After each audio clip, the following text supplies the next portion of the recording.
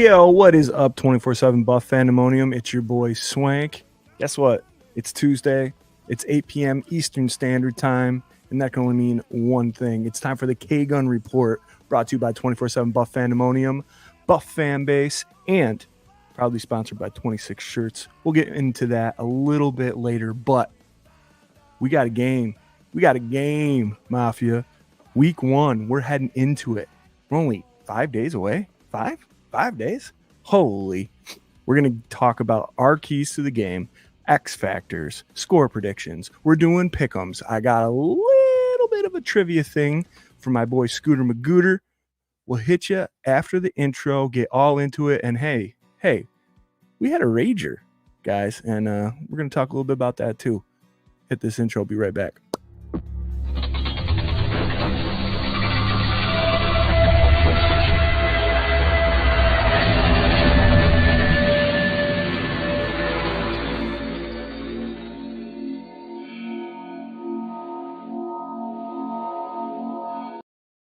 Here we are, and here it is on another beautiful Tuesday. And Scooter, this Tuesday hits a little bit better for me than some of these other Tuesdays. So we got a game to look forward to. God, I can't wait to talk about it. Right over here next to me, I alluded to it. You know him, you love him, my brother, Scooter Magooter. Scott, what do you got? What's up, Bills Mafia? Oh, you hit that. You just hit that like Babbage. You just did this like Babbage. Yeah, it's natural. It's natural. I think he's got the straight brim too. I love it. We're walking. Swank, we're talking Bills football. We're doing predictions. I can't wait to get our fan first perspective involved here. And obviously, we love the Mafia. You guys tuning in to join us during this fun win-win. Oh, Scooter, are you recovered from the rager yet, my friend? I am, and we've talked about it after the rager. We go through a little bit of it's over with. Mm-hmm. It was such a fun event. The weatherman, guys, I tell you. I love our weatherman. The 200 of you guys that didn't show up because of the weather, it's all right. We understand. But what a turnout! What great participation! We raised a bunch of money for the Help One Foundation for sure. We'll have that all tallied up here pretty shortly. But it was thousands. So it was all you guys. We had raffles and 50-50s, and I just kept seeing people pulling tickets. So it was fun. Food was good. Entertainment was good. Beer was good. The event kicked ass for sure. Hell yeah. I see right here. Well, we got Patrick Hughes saying, what's up, Mafia? Regular season finally here. Let's go. We got our guy, John Johns. Week 1 is almost upon us. Let's go, Bills. John Johns and Lisa Johns, two of our favorite people who have been to 3 out of the 4 Ragers since we started doing them, or 2 out of the 4. Unfortunately, couldn't make it this last Saturday, but we did do a shot of moonshine in their honor on air. You can check that out on the 5-hour Rager episode that we did. This lovely lady was there, though. Paulette Brown. Hey, what's up, Mafia? Let's go Buffalo. Hi, everybody. Met Paulette for the first time. Loved it. I think it's so nice to meet you, Paulette. And she hung out for, I think, the whole time. Hell yeah, man. I think she's great. She's adorable, and it was awesome. Let's see. Everybody's saying hi. We got Corey Blaine. Let's go, Mafia. The week, ladies and gentlemen, ready for a great season. Hell yeah, Corey. Hitting all those R's for Jerry in Jerry's honor tonight, dude. He's ralphing in the toilet right now. He just messaged us. He's going to bed. Yeah, he's going to bed, dude. Night, Jerry. Feel better. We got Lonnie Cook saying hi, guys. Lonnie has been instrumental in all these years of the Rager. Big supporters of us at 24/7 BF, and as well as the mother of our boy Josh Cookie Cook. And both of them huge helps. Mm-hmm.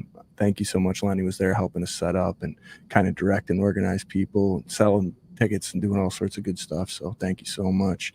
Lonnie was momming it for sure. Yeah, she was. Yep. She was making sure everything was running smoothly. Thank you, Lonnie. Ellen Lartz, the lovely Amazing, Ellen Lartz. Let's go Bills football. How about that Rager? Rocking great time. Hell yeah, Ellen there again this year. So great to see you. She came in with Paulette, and man, we had such a great time. It was awesome. Cookie, what's up, dudes? What up, Cookie? Just saying your praises. Love you. Thank you. Paulette said she had a great time at the Rager. Hell yeah. Thanks so much for making the trip and coming down. We got Berto. Hello, everybody. What's up, Berto? So good to see you. What's up, Berto? Mary Jane Brown Hughes, ready for some football? My predictions. Oh, she's getting into predictions already. Damn. You know what? Oh, man. All right. A couple people are throwing them out. You know what? Because I love you guys. I'm going to throw them out now. We wait till the end, man. There's this whole drama build that we do. You know, it's very, very professional, if I do say so myself. My predictions, Mary says 28 Bills, 6 Arizona. Damn, no respect. No respect for the rookie, I tell you. I like it. Patrick Hughes says, my prestinction. Did you do that on purpose? Is this a joke I don't know about? 35-21. Ooh, I like it. High scoring. Happy fingers, that's all. Yeah. You can't wait. I was doing the same thing. Kathleen Carlson, go Bills. Thanks, go Bills. Thanks for joining in, Kathleen. Again, jumping ahead of what I wanted to say. Thank you for coming. Also, yes, go Bills. Thank you. We got Catherine Marie. Hello, everyone. How's it going, Catherine? Thanks for hanging out. Paulette, you guys are so awesomely great. Love you guys. Love you too, Paulette. Love you too. Lisa Johns. Hello, gentlemen. Hi, Lisa. How you doing? Hope you're feeling better. Let's see. Corey, 24-17 Buffalo. Oh, man. Your boy. This is Sparta. Only a little late tonight. What up, fellas? Mafia, mount up. Buffalo Spartan, my brother. You were missed on Saturday, my man. You're not too late, 10 minutes? Yeah. You're pretty much on time, dude. Yeah, we're running a little late anyway. Having some technical difficulties, so we've only been on for 9 minutes. So, let's see. Catherine says she predicts that we won't let them get more than 2 TD. You guys, oh my God, just score predict. Everybody is just chomping at the bit. I love it so much. No mas. Yeah. There's a famous boxer that was yelling no mas during his fight. Can anybody in the Mafia comments tell me what boxer that was? No mas. He was getting his butt whipped. Not me. I can't do it. Don't know. Spartan says, missed you all. Glad I was able to catch some of it on the cast. Hell yeah, brother.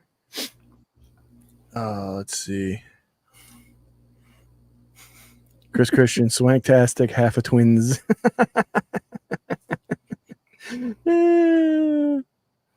Okay. Yeah, so I know we kind of went into the Rager a little bit. It was a really great time. I think probably, they've all been great. Probably my favorite that we've had so far. Really great live streams, such great participation, raffles, all this stuff. People that had showed up that were like, is this the first year that you've ever done this? And no, we've been doing this for years, man. Mark came down, talked to a bunch of people. Great food, great times, just a ton of awesomeness. So from the bottom of our hearts, thank you to everyone that came. If you didn't come this year, you missed out. You can catch it on the stream, but please come next year. Again, biggest, best one yet, and we're just going bigger, better. So thank you all so much for supporting us and coming and hanging out. I tell you what, like I said earlier, it was the amount of people, but it was the amount of people that participated the whole time. That was awesome. Mm-hmm. We had people in the crowd yelling "Go Bills" always. We had the background noise of everybody talking Buffalo Bills football. It was just a sight. I'm telling you what. And we were sitting back in our booth doing our shows. It was wonderful. Thank you. It's a good time. Very good time. And Reinvention, of course. Great host, Reinvention Brewing, Manchester, New York. If you haven't been there, get down there, check it out. They donate $1 from every pint of Super Fanatics beer that they released that day. And I think they ended up donating $200, if I'm not mistaken, to Mr. Mark Maddox's Help One Foundation. So they made out pretty good that day. It was an awesome time. Okay. Do the math, man. $200, $1 a pint.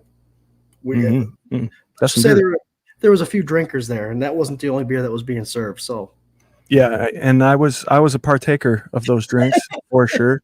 You were very responsible, Swank. I tried to be, man. I tried. I was like worried. I woke up a little worried about it, to be honest. It's like, damn. Man, you turned it up. You turned it up after the festivities. That's how it's supposed to work. Yeah, that's cool. Man. It just felt right. All the preparation, all the time we put into it, and all that stuff, we deserve to celebrate a little bit, and that's just the way it turned out.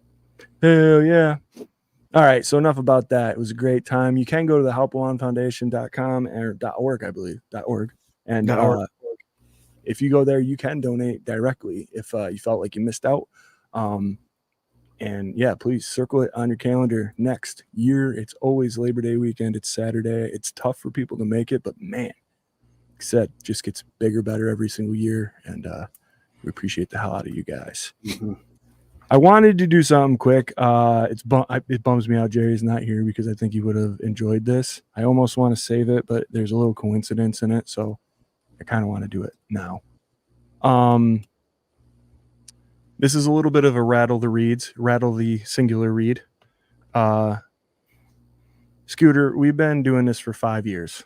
Mm-hmm. Do you believe that? I know we talk about it sometimes. It's like 5 years we've been doing this. Like 5 years ago, we started talking, being like, we should do a live stream in connection with this. It's crazy to me. Do you know, and I counted them. Muffin Man? Do you know the Muffin Man? Do you know what number show this is, not for the season, but for the entire K-Gun report? And I'm going to give you a little bit of a hint. It's not like so significant that it's obvious or anything, but do you have any idea where we're at just for the K-Gun? Not Sunday sessions, not the drafts, just the K-Gun report. 175? Man, you're close, man. 188. Whew. 188. I was curious and I was jotting it down. Do you know what season we had the most shows? I don't know. Probably an AFC championship season. So season 2? Season 2. Get the man a prize over here. We had 47 shows in season 2. We always take a month or two break in between here. Yep. And it was funny because I was like, 47. Oh, yeah, champion. Okay. Season 1 we started, and that was 26 shows long because I think we started like week 1 maybe when we first did it. This is actually our 26th show of season 5, so I thought that was kind of cool. Yeah, right. We've already hit that mark in the first week. We've done all that before a game's been played. Yeah. Season 3 we had 45. Season 4 we had 44. So if you are keeping track at home, in 12 more episodes, episode 38 will be our 200th K-Gun episode officially. So look out for something special on season 5, episode 38.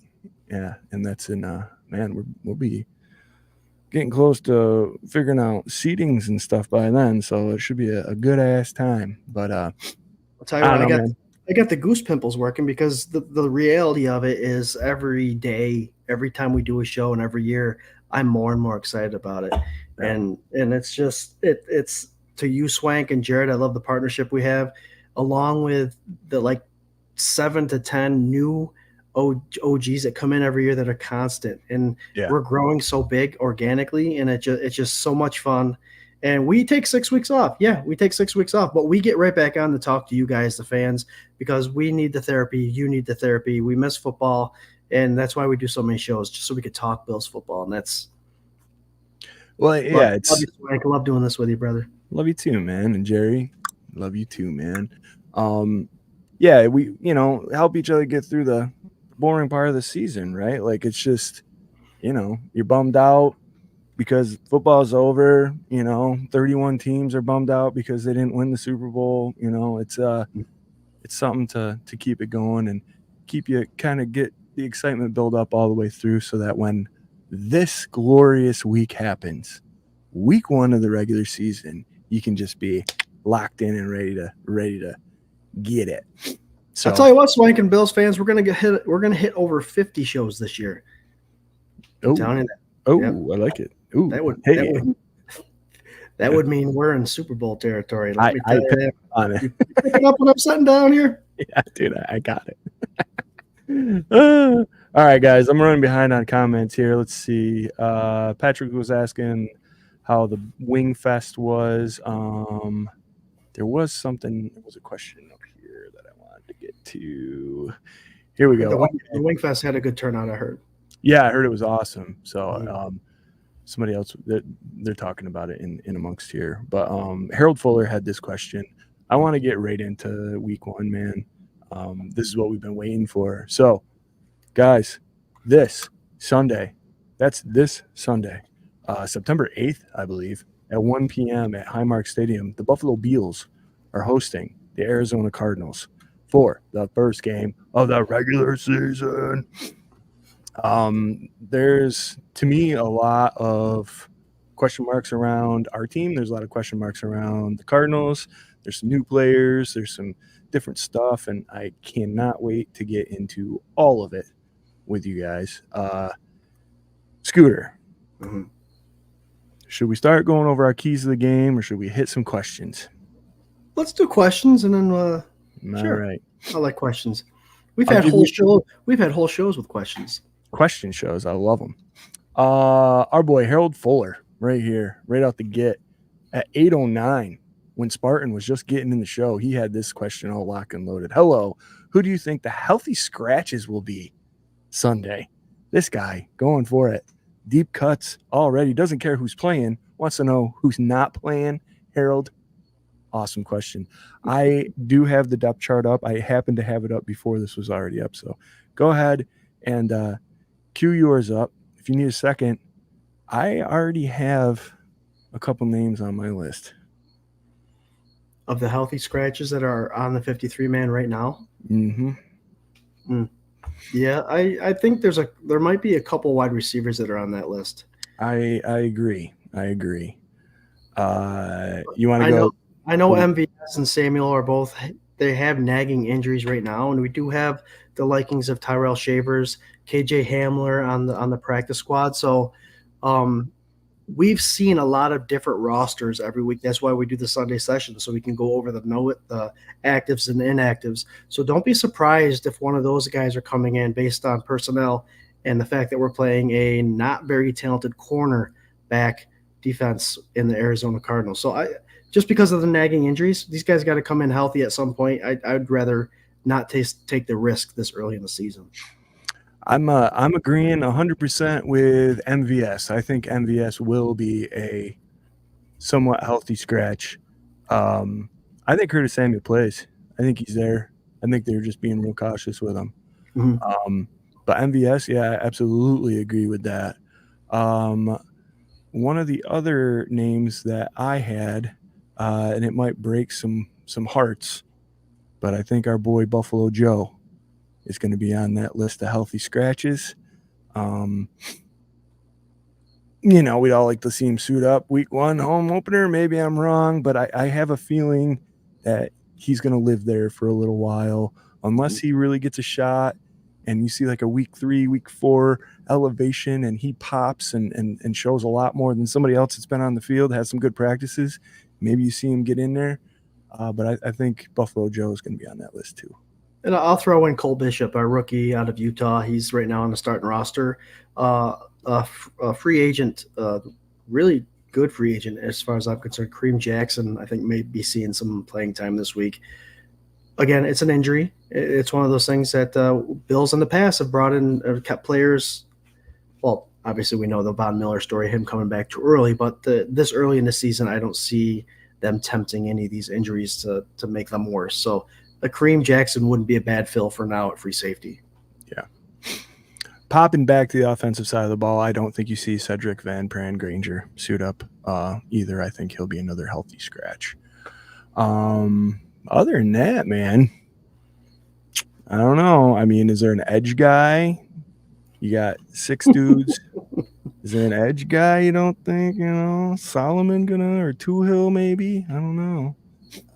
I'm going with the Two-Hill. I think Yeah. he'll probably say he didn't play till later in the season. He got his reps. He earned his spot because obviously he showed on film what he could do.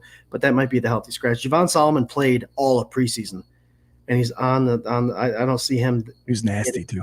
Yeah, I don't see them getting rid of him. I don't see them benching him. So if out of the two, if they are going to put someone on inactives, I would guess Two-Hill. Hell yeah. All right, guys, let us know who you think your healthy scratches are going to be. I'm going to try and catch up on some comments here. We got RT, Ryan Thomas from Thomas Take Sports Podcast, Buff Fan Base Brethren. What's up, boys? All caps. How about that, Rager? What a night. Hell yeah, brother. Thank you so much for participating, and thank you. Ryan has been to every single Rager, including the one starting in Rochester. He's been on the panel with us every single year. He's done his show for the last 2 seasons. Did we do? I think we've only done other podcasts the last 2 years, I think. So, but yeah, RT's been on every single year, and thank you so much, brother, for coming and doing your thing and hanging hard. It was a good time. Yeah, I'm waiting for the fantasy football trash talk to start here. For those of you, we do have a 24/7 Buff Pandemonium fantasy football thing going. 9 o'clock tomorrow, guys, on ESPN. Get on there. No auto draft. I'm just throwing that out there. Yeah, boy. RT's the reigning champ. The champ before that was Frankie Mullen. So I'm looking to change the pace up a little bit here. Yep, they both got to put on the helmet trophy of Destiny last Saturday here, and it was a great time. Absolutely great time. Let's see here. Everybody's saying hi to Ryan. Oh man, yeah. RT's girlfriend was there. She's awesome. She's super supportive of him too, and very fun. Let's see. Chris says you might not want to skip any shows this year after we win the big one. We might have to go all year round, dude. Yeah. That's true, because if we win, okay, listen, we're not doing this already, but we're doing it. If we did do that, I think we'd have a lot to talk about. Just a little bit for those next couple of weeks. I think we might only take like 2 weeks off, but I'm going to the parade. If it goes, I'm going. Like nothing's stopping me. And then we got to do a show on the parade experience. I mean, that's just everything Buffalo, man. That's what we're about. I like it. Look at this, Pat. So they're talking about the 200 episode thing here, right?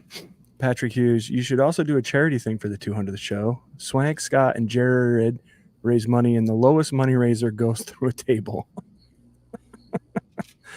Oh, Patrick, you dude. It sounds like you're gonna organize it. So you let me know. We'll do it. Oh, let's see. I got kids. I can't do what I used to do for money. I'm just kidding. Here we go. Marianne Calabrese, what is the status on all of the injuries? Ooh, all of them. I don't know if he's here quite yet, but we do have a content creator and good friend of the show, Mr. Dr. Bruce McKellar. He does the injury report over at 247buffpandemonium.com. Usually he'll throw in his 2 cents on what he's thinking. I would be super interested to know where Cole Bishop is and how close he is, because if you are looking at the depth charts, I feel like a middle school teacher. Like if you take out your depth chart and look at the safety position. Now look at the left slide. The slide to the left looks. Scott, are you paying attention? Scott, no. Real quick, do you remember the ones where they used to reel the papers over? Did they have that? Yeah, overhead. It was a projector, but they had paper. Paper. And they would write on the paper. Once that was full, they'd crank it, and the new sheet of paper. Oh, maybe. Yeah, I think I do remember that. Maybe elementary school.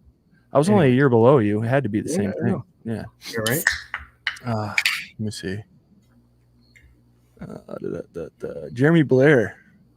Did you order the code red? I'm entitled to the truth. You can't handle the truth. I ordered the red, white, and blue, baby. Let's go, Buffalo. Sorry, guys. Getting freaking pumped for this year. Keep doing your thing. Bop your bop. Hell yeah, Jeremy, dude. You're on it. He's fired up. Dude. You know what Bop Your Bop is? Did I ever explain that to you? No. I went through DDSO training with Jeremy. Oh, okay. And so Bop Your Bop is the whole slap the belly button. Mm. That's why. So whenever you see him do that, you see me do that. That is that. What's up, Jeremy? Hope you're doing well. We're all getting pumped, man. We're all getting pumped. Hell yeah. Harold's got his 5 healthy scratches. Ooh, I always mess this one up, dude. Ulia Fashilu. Just say it fast and mumble through, brother. That's how it works. That's how it goes. If I was Japanese and wanted to lose my job, yeah. Ulo Foshio. Uli Foshio. Something like that. Ulo Grable. He says Grable, MVS, Andreessen, and Bishop. Yeah, we're right down the same page, man. Yep, You're you got an extra linebacker, 2 linebackers instead of the edge guy that we were talking about there, Hill. Yeah, cool. I think everybody's on the same page here. Ooh, okay. Paulette, the amazing Paulette Brown. What do you guys think about Terrell Bernard? I think he's a stud.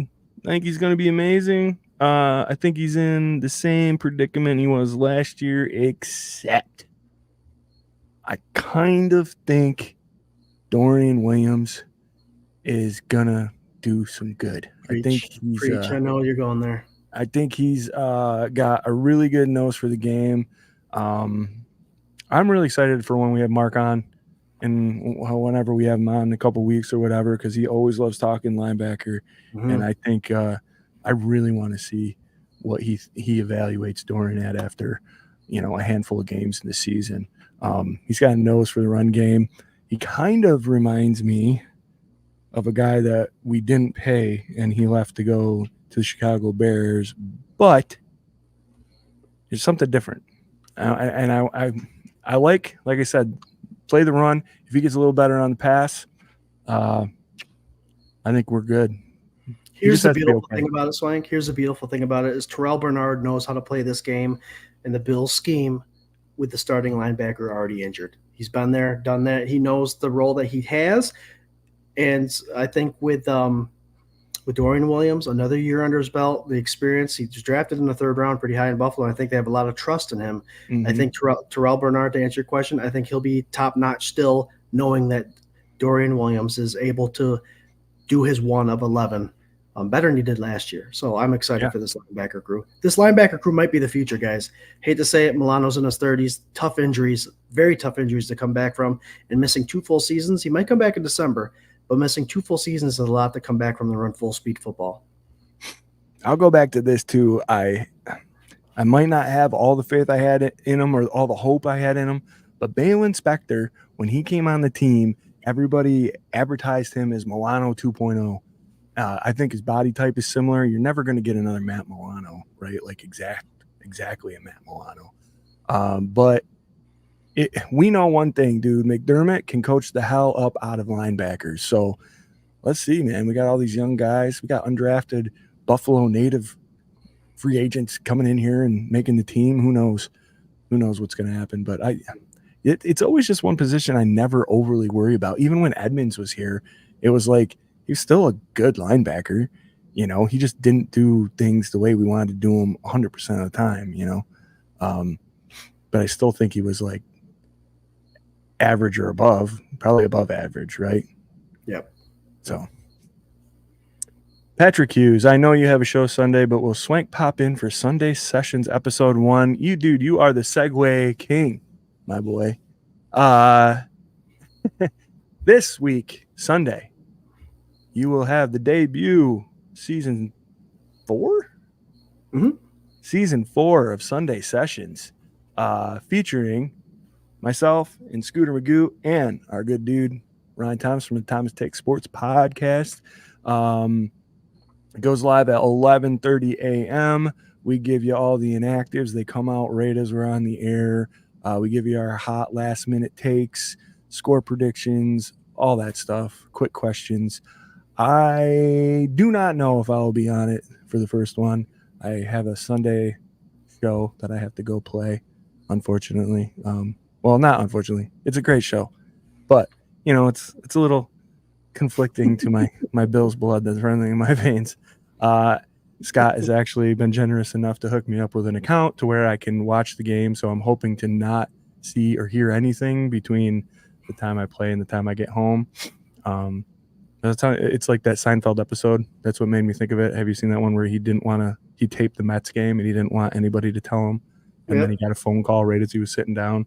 Yeah, or Kramer came in or something stupid. Yeah. That's probably what's gonna happen to me. Like somebody's gonna walk in my door and be like, "Oh, did you see this?" Like, no. So yeah, I'm gonna try like how I won't miss another one. I can tell you that.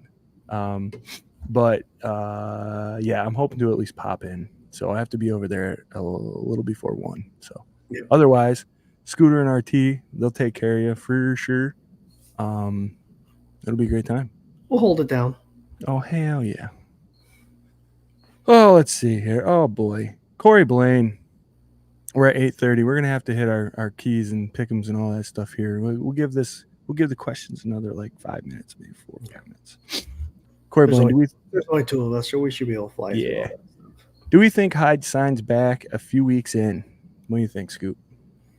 I wouldn't say a few weeks. I think he's going to be kind of like a Linval Joseph kind of situation when the Bills picked him up probably after week 10, 12, something like that. If it happens, if our safeties can stay healthy, there's no reason why he has to come in. Mm-hmm. I agree 100%.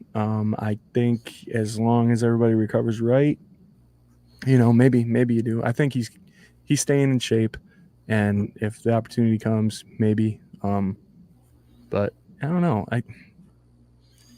Nostalgia for me on this team, like I love Micah Hyde, but I kind of am just like want to turn a page and see if we need him, bring him back. He doesn't remind me at all of like bringing Beasley back that last time, like which was useless. This is like more. I could see the value in it, but I think I'd be happier knowing that these guys have developed into what we want them to be, or at least trending in the right direction, so we don't have to worry about that relying on people we relied on in the past. But Harold Fuller, do the Cardinals have any injuries? Do you know, Scott? Injuries for the Cardinals? I'm looking at their roster right now. I'm not seeing any on their starting roster, but we'll find out. We'll know that on Sunday. Tune into Sunday sessions right here on the Buff Fan Base Network, 11:30 this Sunday.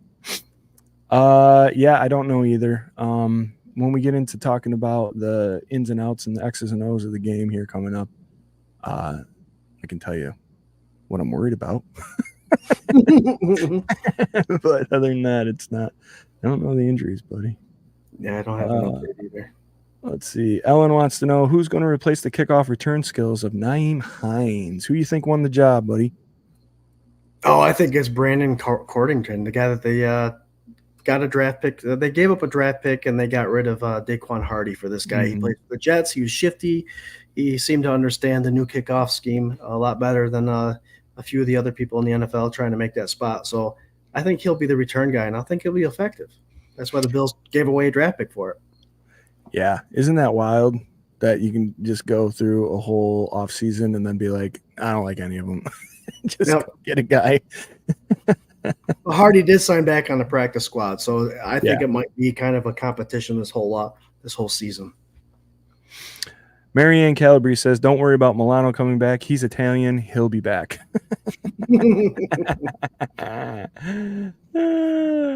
Lou RQ says, I'll give you a hot take, Swank, with a winky face. What, Lou? What's up, Lou? How you doing, brother? Hope you're living well out there. Colorado. All right. Here we go. People are chomping at the bit, I think. Week 1 versus the Cardinals. Guys, we've changed it up a little bit this year. We're doing our keys to the game, offensive and defenses, an X factor, and our score predictions. So we'll get into it, but we don't want to beat a dead horse and go over every single guy and every single crazy half-concocted theory or take that we have. We just want to give you the meat off the bone, you know what I mean? So let's start. I think, man, let's go offense. let's start about our keys to the game offensively. What did the Buffalo Bills have to do? What is the key to the game, according to Scooter Magooter, for our offense this Sunday against the Arizona Cardinals? Sunday. Joe Brady has a half a season under his belt. He can't make this too big of a situation, but he's got to make it a realistic situation. The Bills came out and started slow against the Jets last year in the home opener, a game they should have won because Rodgers got hurt in the first 3 plays. Granted, they played a quarterback that they weren't preparing for, but you know what Kyler Murray can do outside the pocket. You know that this team likes to run they pass the ball quite a bit, 65% of the time, and they've got a rookie wide receiver out there. So.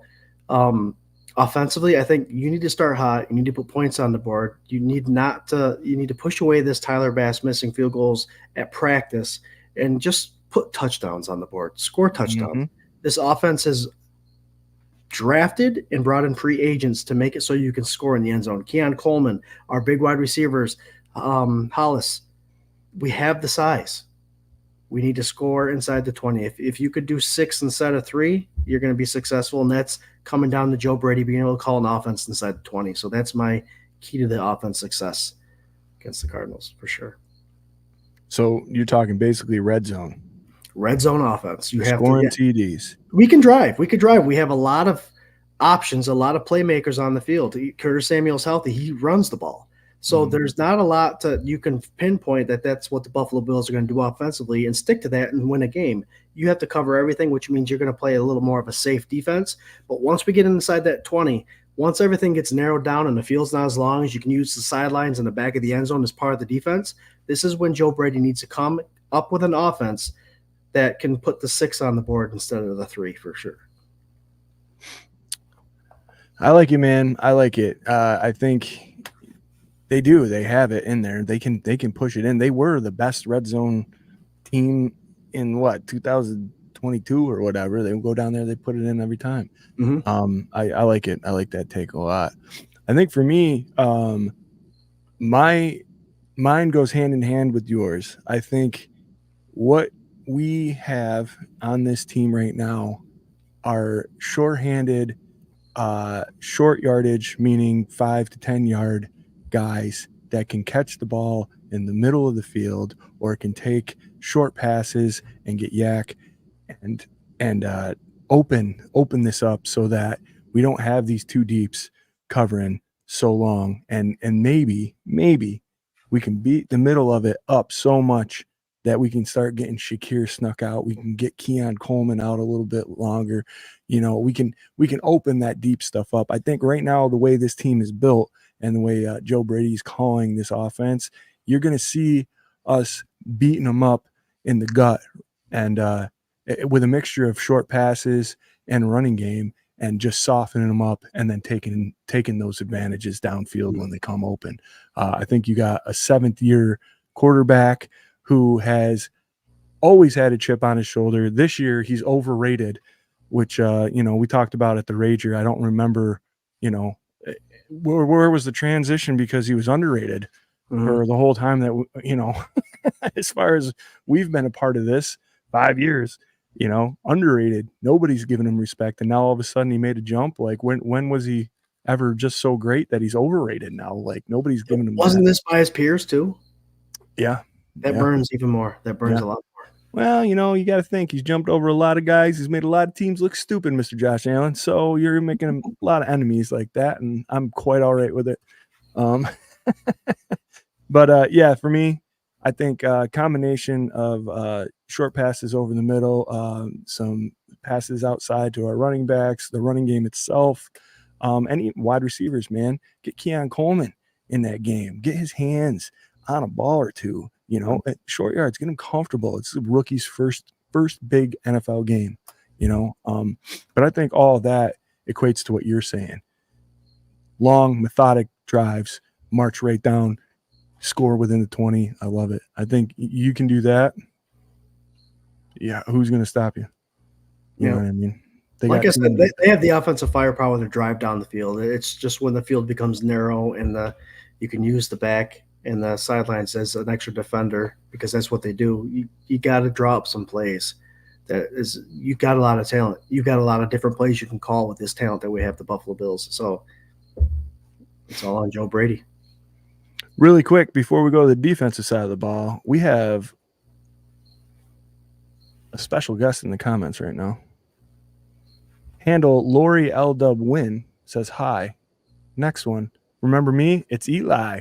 What's up, Eli? Oh, bud. What's up, buddy? Yo! You might recognize Eli from such shows as the Rager Special last Saturday, giving all the hot takes. Eli came behind the table and man, awesome. Did an awesome job. We clipped a little clip of it. You can check it out on our social medias and stuff. Yeah, it was awesome. Eli, hit us with your take. I had this idea. The boys and I have been so busy we haven't really talked a lot today, but I've been thinking because your mom was talking about, kid in the street, kind of like whatever. Eli, if you want to videotape your score predictions each week and send them to us, I will post them and we will absolutely discuss them right here on the K-Gun hell Report. yeah. I think Eli's got to be our kid in the field, man. Fresh Mafia blood in the field. That's it. Oh, hell yeah. Love that idea. That's great. Yeah, he was killer. Awesome. Also, our boy Doug, his son Cooper, great takes all day long. Awesome. It's really nice seeing these kids who's so excited and fearless. Like Eli and Cooper too. Eli, though, he's so poised. It wasn't too big for him. He didn't overspeak. Like it was just he's natural, man. He's good. Mhm. And his ma says now that he wants his own YouTube setup, and I absolutely think you should get it. Get it for him. Hell yeah.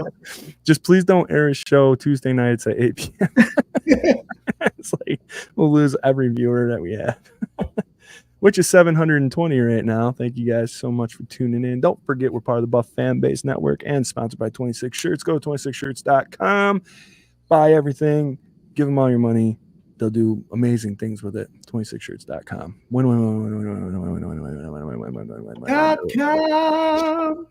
Nice. All right, here we go. Keys to the game. Switching it over to the defensive side of the ball. Scooter, what do we got to do? What's the key? I've got a trend here, Swank. Bobby Babbitt. He got the okay to call the defensive plays. He got the okay. So he will be the defensive coordinator. Like I said, Kyler Murray can stretch the field. He can stretch these plays. I don't know what he will call, but I would like to see an aggressive defense so they can get to him. With a rookie wide receiver out there in Marvin Harrison Jr., I think if you fluster his route running, Kyler Murray's going to try to turn it to him because he's the playmaker. And if you can frustrate those two, you're going to get a lot of sacks, a lot of tackles for losses, a lot of forced passes, interceptions, and drops. So Bobby Babbitt, I don't want him to be too soft. I want him to come out and run a defense that he wants to run and stick with it. I like it. I think you are going to see a great scheme by Bobby. I was stoked by the way they were practicing. These games didn't really show you a whole lot, I think. I mean, every preseason game was super vanilla. And really it was just execution. Like all they were looking for was execution, how well these guys knew the playbook, how well they could stop plays that, the offense knew that they were running when defense, whatever. It was like vanilla. But if you can be successful and you can make plays when everybody knows what everybody else is doing, then, you got good instincts, you got good skills. I'm excited. I think he's going to kill it. I think he really is. And I don't know, man. Again, I'll say like the two young coordinators. I'm so pumped for that. Mm-hmm. Joe Brady and Babbage. Like we can a couple seasons with these guys in there calling plays and breeding younger coaches to come up through the ranks. And I don't know. It's exciting. I can't wait. I think he's got quite the story. He's legit one of those stories to come up from a position, understands all the positions, and now he's become a defensive coordinator. Obviously, Coach McDermott would not have him call the plays unless he would call a similar defense like McDermott. Yeah. Obviously, it's not going to be something totally different. So the aggressiveness, I like McDermott's defense. So hopefully Babbage takes a little page out of all that, and it kind of looks similar, but with a little fresh idea. There you go. A little fresh idea, I'm gonna say, for me, we got this comment here from Harold, contained Murray in a on offense, every receiver involved. But defensively contain Murray.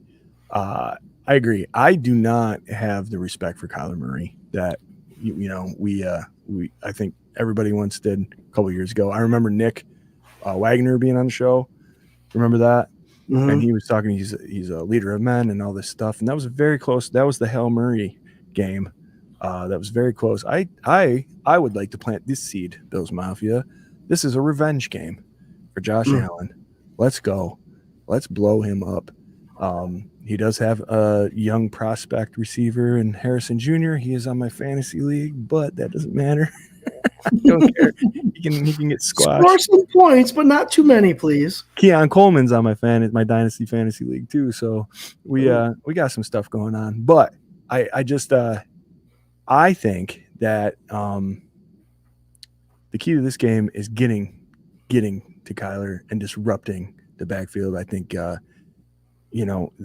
their offense has lost its identity in the last couple of years between Murray's rumors of not being super committed to the playbook and learning and doing all that stuff. Also the injury and coming back, they really just, I don't know. I know there's a lot of people they're high on him. I'm just not. Like, to me, it's more of a Deshaun Watson thing. I think you've had too much time off. You were young. You were exciting. People were in your corner. Now, like, what'd you do when you came back? You know what I mean? Like, what is it that you're really going to do? You had head coaching debacles. Even when Murray got drafted, they had another guy, right? Wasn't Rosen going to be their guy? Like, it's just like, it seems like to me, the franchise doesn't have it together. They couldn't keep, Hopkins happy. They couldn't. There's just like, there's something that's not connecting or firing. And I don't know if it's discipline or if it's whatever. Overall, like, mood in the locker room. I don't believe in it. That's all. All that to say, I don't believe in it. And I think with Mr. Gregory Rousseau getting his legs underneath him, if you can rattle him in the backfield, whether he's athletic or not, I think this point in his career, he makes mistakes, and I think you can take advantage of it. Oh, hell yeah. Yep, I agree. So, and you mentioned Rousseau. Our two defensive ends right now, Epinesa and Rousseau, are really good at contain. So if the quarterback's going to get any rushing yards against us, it's going to be slipping up through the middle. But that's where the defense is. So you'd rather him slip up through the middle for a 10, 15-yard gain than from the outside for a long run for a touchdown. So our defensive ends specialize. They have the long arms, the long reach to contain Murray, and you hope that they can force him to make those mistakes. It's going to be a big year for those two for sure. Hell yeah, dude. I think Groot is going to have that year. This is it right here. Real quick, guys. Our boy Jerry, I had him send in his X factor and keys to the game offensively. He's saying Bass making field goals. 4 out of 4 is his prediction. If offense struggles to find the end zone, that pretty much goes against everything that we just said. He said if. So he knows that's the key part. Yeah. I like it though. That is, high scorer on your football team every single year is your kicker. So he's got to be there, and there's been some fog around him. So let's get that cleared out and make him automatic again. Maybe that's a shirt we should do. Make Bass automatic. Make Bass automatic again. Yeah. Hey, there you go. Be a MBAA. No, NBA. Instead of MAGA, it'd be MBAA. MBAA. Make Bass automatic.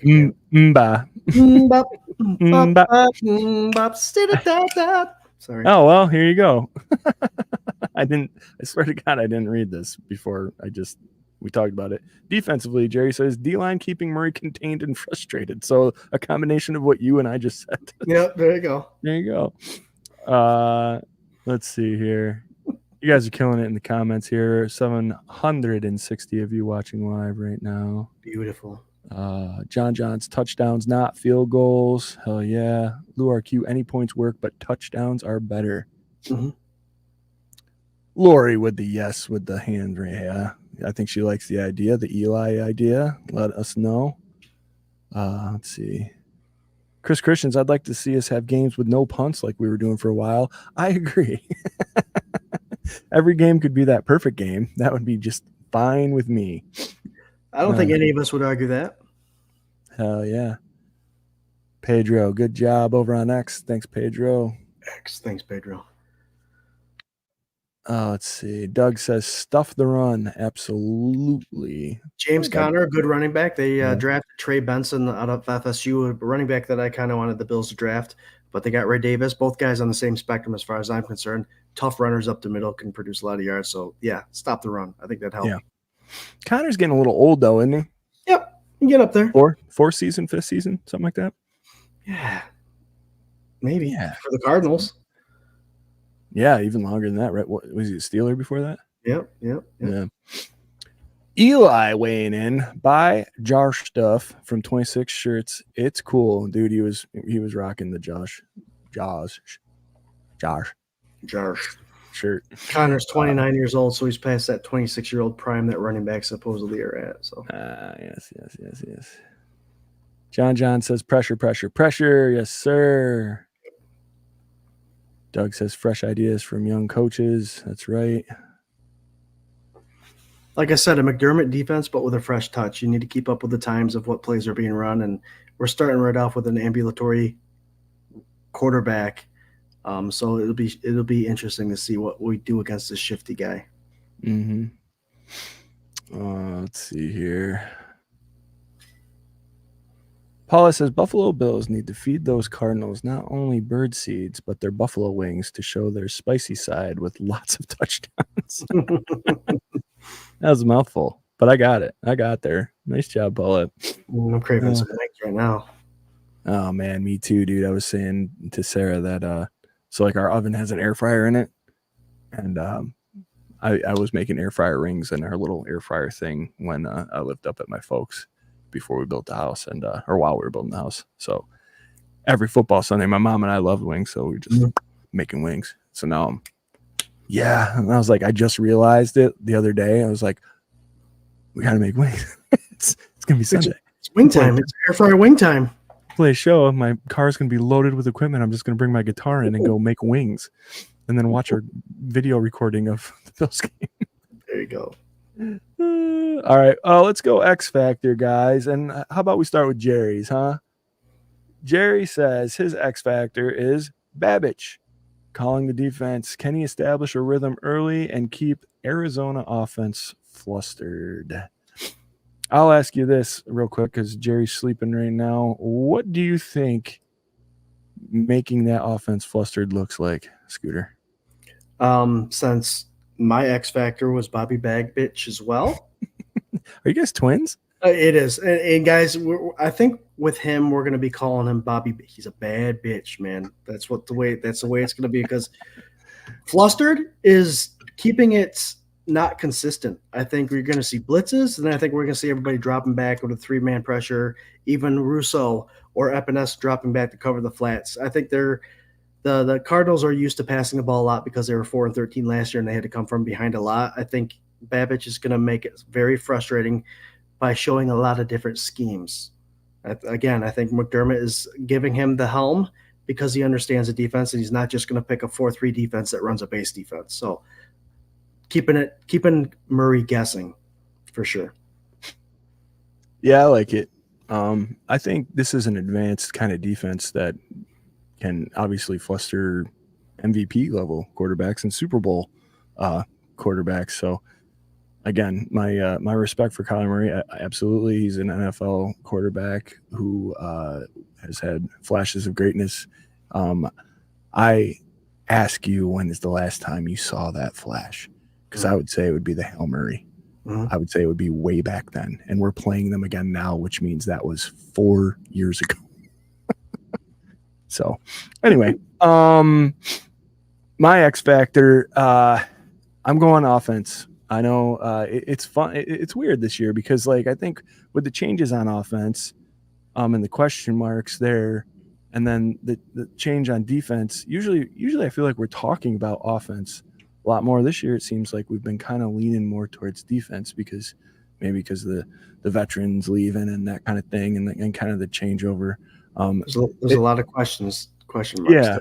There's also a lot of questions wide receiver wise, right? But I guess maybe people are getting sick of Gabe dropping stuff and Stephon Diggs getting named captain as other teams after demanding a trade and talking a bunch of junk like he wanted to leave and blah, blah, whatever.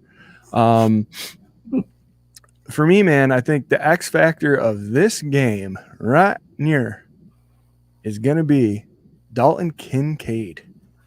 I think Mr. Kincaid is going to show the whole world what he was about towards the end of last season and what he's going to be about for the next 10 years in this league. I think you see him make some hard catches over the middle. I think you see him go for over 100 yards, and I think you see him score 2 touchdowns.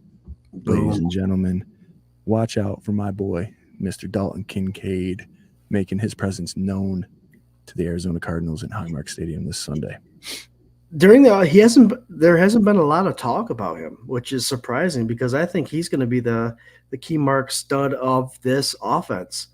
Whether it's the most yards, most targets, whatever, Kincaid's the real deal. And if he can do this season like he did the back half of the last season, man, I tell you, and not enough people are talking about it. Kincaid is the legit. He's ahead of his time. I do believe I'm saying that, even though we've seen tight ends as they are now. I think he's even more advanced than the best ones out there. It's just he hasn't reached the ceiling yet, and this guy has high potential just because of his yards after catch, the way he positions his body, the way he understands his zones, and finding open areas. This guy is a future for Buffalo, and it's an exciting one. He's got good hands. Mm-hmm. He's young. He can get open. He's got a great attitude. Obviously, a great connection with Josh Allen. I would say that he's going to be the receiving leader this year for the Buffalo Bills. I think a lot of the distraction is, and it's not a bad distraction, so please don't like use my words against me or whatever. Keon Coleman, the question mark around Keon Coleman, him being a rookie, what's he going to do? But if you're looking at the depth chart, as I am right now, Keon Coleman is like wide receiver 4. Yeah, like, if all your question marks are revolving around this second round rookie that is the 4th wide receiver, then you're not focusing on the right thing as a national NFL pundit or a rival defensive coordinator. And I hope that he comes out and he comes in and he's just the best thing ever. We've seen it happen before. Josh Rosen was supposed to be lights out. What if Marvin Harrison Jr. is Josh Rosen and Keon Coleman is Josh Allen? It could happen. We don't know. We just don't know. So, God, don't clip that. There'll be somebody that clips it. Well, you're right. So I've seen a lot of depth charts, and the starting X wide receivers Hollins, and the other 2 receivers are Shakir and Samuel. Yeah. So hey, it is what it is. I mean, we all know McDermott doesn't really start rookies, so we'll see what happens. Yeah, and again, we talked about that though. Like, I mean, I think that was a narrative for the beginning, probably the first 5 years of his career. But if you're looking at last year, I mean, Dalton Kincaid got a lot of touches, a lot of receptions last year, a lot of targets. So I think, and we talked Osiris Torrance started damn near all year, so maybe that's shifting, and maybe like the James Cook thing. I keep wanting to say Josh Cook, the James Cook thing. Maybe there's something more to that than we thought, originally. Maybe that's exactly what he needed. And, he stepped up and now he's a big stud. So we'll see what happens. But, those are our X factor. What do you got, buddy? We got Harold saying Von Miller, is he back as his X factor? I like that, man.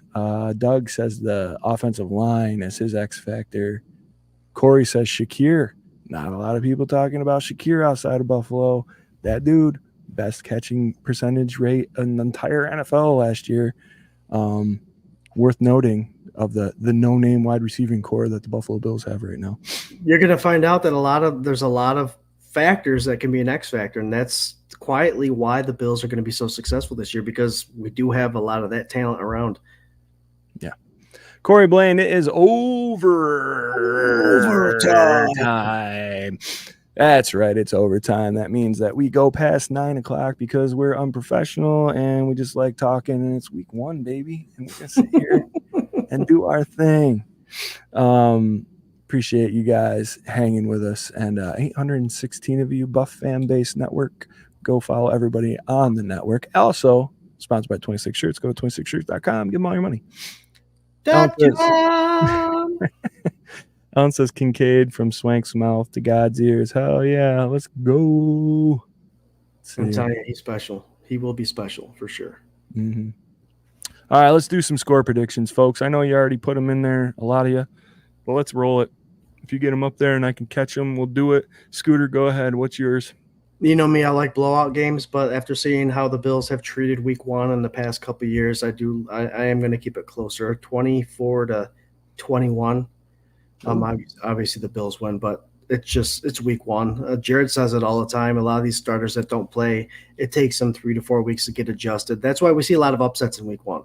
So scores may be closer than what you planned. I'm keeping it a 3-point game. It may be the Bills jumping up top quick and then the Cardinals coming back later on. I like it. Corey Blaine says 24-17. I'm assuming Bills. Mm-hmm. John's 24-3 Bills. Guys, this is great practice. Week 1 practice, score predictions. We got to get back in the flow of things. Don't be surprised if there's 35 plus they'll put on for the Buffalo Bills. I'm just saying. No, you ain't listen, man. Either you're here or you're here, man. 24-17, Paulette Brown. Hell yeah. Jarrod said his score prediction, Arizona 17, Buffalo 15. No, I'm kidding. Buffalo 29. Almost got Jerry in trouble. Arizona 17, Buffalo 29. That's a kind of an odd score. How do you get 29? Must be 2 point somewhere. Guy knows a lot about football, but why is he giving a team a score that never happens? I don't know. I don't know. He's going for what is that? It's like scoregami, don't they call it that? Yeah, he probably had one of his kids pick the score for him. Doug says 27-10 Bills. Josh Cook 35-17 Bills. Josh, yeah, you know what? It was almost a spoiler alert for me. Ladies and gentlemen, Swank score prediction. The Bills score 30 points, over 30 points, their first game in the NFL regular season 2024. 32-17 is where I was going to go. So since Cookie threw it out there, I got you and Jarrod these scores 32. What the hell, Swank? Do the math. You can divide it. They're going to score 4 touchdowns and 2-point conversions for everyone. I got you. Now listen. You did have your score making it so that Bass has to be the game winner guy here. After you said they got to go down and they got to score in the red zone. No, I said the Bills were going to score other points and the Cardinals were going to come back. So we're already at our first score. Oh, let's see here. Yeah, there you go. Surprise, surprise. The 3 of us all picked the Bills to win week 1. I'm feeling froggy on it, so why not, dude? Got to do it. Maybe week 2 I'll be like, okay. All right, let's dial it back a little bit. Short week. Okay. Guys, we do pick'ems. And I am going to tell you right now, we do all the AFC East games if you're new. And then we pick a couple other that are interesting and a toilet bowl of the 2 worst teams of that week in the eyes of the Swank holder, which is me. Go ahead, Scooter. We got Pats at Cincinnati. Who you got? Should I write these down? Jarrod can come back. He's the one that pays attention to this stuff. Okay. I'll take Cincy. What's the word on Jamar Chase? Is he holding out? Still holding out. Last I knew. Trent Williams signed an extension today. So I think aside from him, there's not – I think Jamar Chase is the only other guy. If you guys know in the comments, hit us up. I was listening to Bills radio a little bit today, and I think that would have been one of those game day break things in between, whatever. Right. I think, Patriots still don't know who their quarterback's going to be, and the Bengals are playing at home. So I'll go ahead and give the home team the notch. Yeah. I'll tell you what, man, the Patriots are going to be one of those teams at the end of the season when they're like 2-14 or whatever. that are going to be like one of those teams you're going to have to watch out for. They're just going to throw everything at you that they can possibly throw. Well, you hate to say it, but they're one of those teams that kind of does have a little bit of talent on their roster. They just need to figure it out who needs to play. A little bit, not a lot though. Not a lot. Let's see. Jerry said Cincinnati. I also said Cincinnati. That is a wash. John's also said Cincinnati. So far, either we're all 0-2 or 1-1 or 2-0. Next game, Jags at Miami. Now, let me just set a little bit of a scene as to how much I would love for us to go down to Miami with them being 0-1 to an AFC team like the Jacksonville Jaguars. Mm-hmm. How sweet that would be. Mm-hmm. You want me to start with Jerry? You started last time. We'll go Jerry first. Jerry gave me my wish. He says Jacksonville beats Miami. I'm with him. They're both in Florida. Jacksonville doesn't have to travel very far, and Miami never sells out anyway, so it's going to be like a home game to them. And I think Jacksonville's offense and defense are too talented for Miami. I think Miami is one of those teams that were running on all cylinders when they could throw the ball deep and Tua could just throw it up and pray. I don't think that's the case this year. Defenses are smart. They'll figure that out. Yeah. Let's go. 0-2 for the Miami Dolphins at home to start the season. Jacksonville rolls them. Yeah, because they play at home against Buffalo too, so that'd be a beautiful thing, wouldn't it? On a short week, 4 days later. Oh yeah. If only. Let's cross our fingers for that one. Guys, we're gonna try and marathon this. I just caught your message. Sorry. Jets at San Francisco. I'll go first. There's a lot of stuff, like Ayuk holding out and Trent Williams and oh my God, all these question marks. And who cares? The 49ers are going to absolutely destroy Aaron Rodgers and the New York Jets. I don't care. San Fran. AFC East goes 1-3 on the weekend.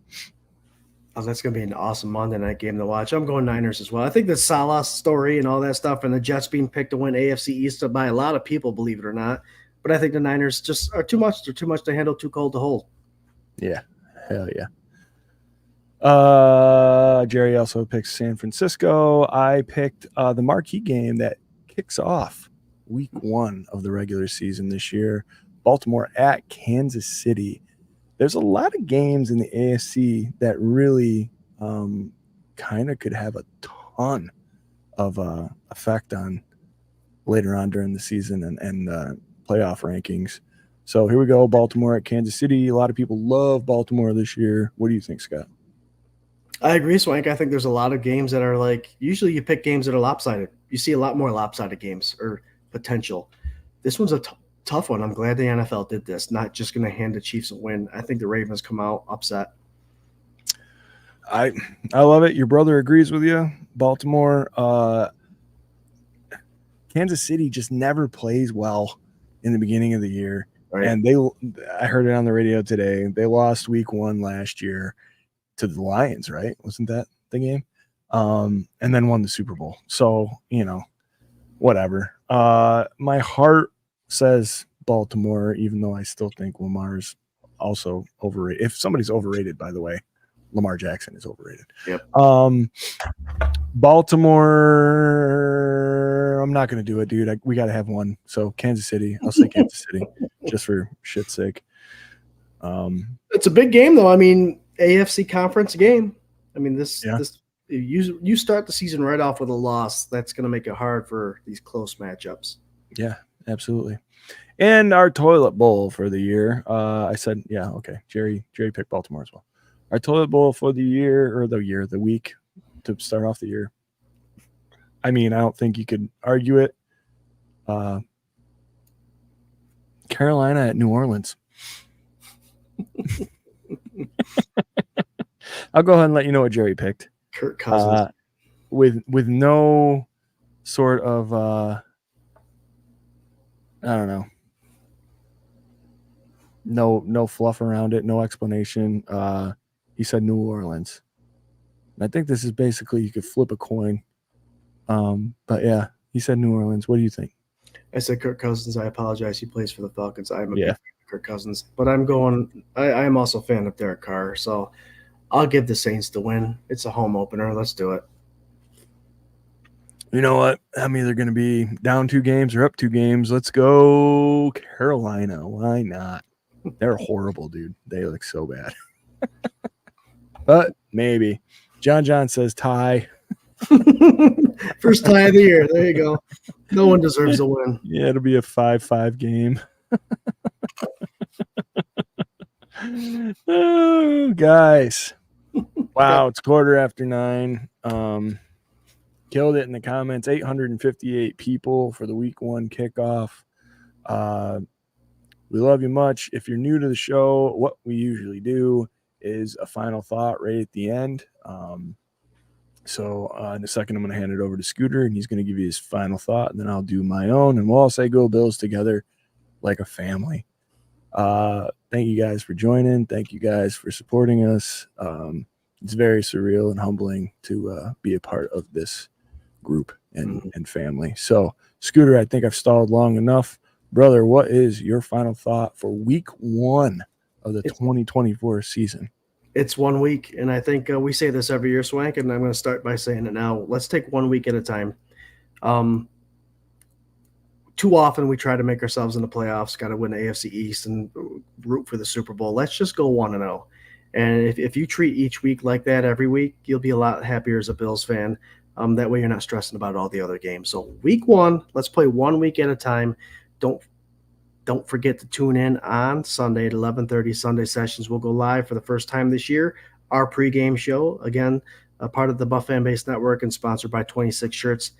Sunday sessions, 11:30. Me and RT will hit the ground running. I can't wait to see you guys all there. Love you guys. Go Bills. Let's have a wonderful season. Ooh, yeah. Guys, enjoy where you're at right now. It's the beginning of a brand new season, 0-0. You have a team that is solid, that has been solid, that is trying to uphold their AFC East division championships. Just appreciate where you are, man, because I say it a lot. We weren't here for a long time. Like this little 7-year span of time with Josh Allen and McDermott, there was a lot before that where it was just like really hard to be in it and dedicated, and a lot of us stuck it and can't leave it because it's in our blood. But just really appreciate this time, really appreciate these games, these players, and enjoy it, man, because we know it doesn't last forever. So with that being said, so happy, so proud to be a part of all of this with these Reed boys and Buff Fan Base and you guys watching, the 875 of you. Love you to death. Down with Murray. Go Bills. Down goes Murray. The answer to that question earlier, Robert Duran, no mas against Sugar Ray. Go Bills. Go